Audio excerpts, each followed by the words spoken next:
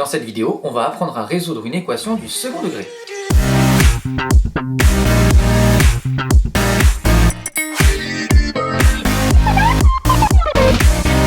Alors pour résoudre une équation du second degré, on utilise cette propriété. On a une fonction f du second degré et on a delta son discriminant. En fonction de la valeur du discriminant, on va avoir ou non des solutions à l'équation f de x égale 0. Soit le discriminant est négatif et dans ce cas on n'a pas de solution réelle. S'il est égal à 0, cette fois on a une seule solution qui est moins b sur 2a. Enfin, si on a un discriminant positif, cette fois on n'a pas une mais deux solutions différentes qui sont données par les formules suivantes.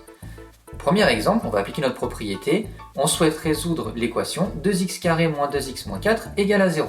Donc première chose, il faut identifier les coefficients a, b et c. Ici, c'est 2, moins 2 et moins 4.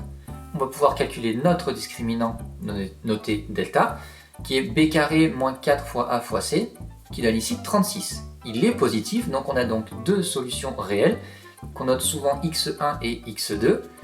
On va remplacer b, delta et a de la formule par ce que nous on a trouvé, et on trouve finalement deux solutions, x1 égale moins 1 et x2 égale 2, qui sont les solutions de notre équation.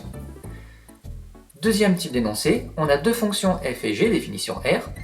On a leur expression littérale et on souhaite savoir si les courbes représentatives de ces deux fonctions ont des points d'intersection ou non. Et bien pour ça, il faut résoudre l'équation f de x égale g de x, qui revient ici à résoudre l'équation 3x² plus 4x moins 5 égale 2x moins 8. Par équivalence, on arrive à une équation du second degré. On peut donc calculer delta et utiliser notre propriété.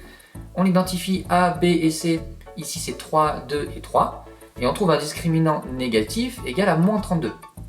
Ça veut donc dire qu'on n'a pas de solution réelle à notre équation, et donc que les courbes représentatives des fonctions f et g n'ont pas de point d'intersection.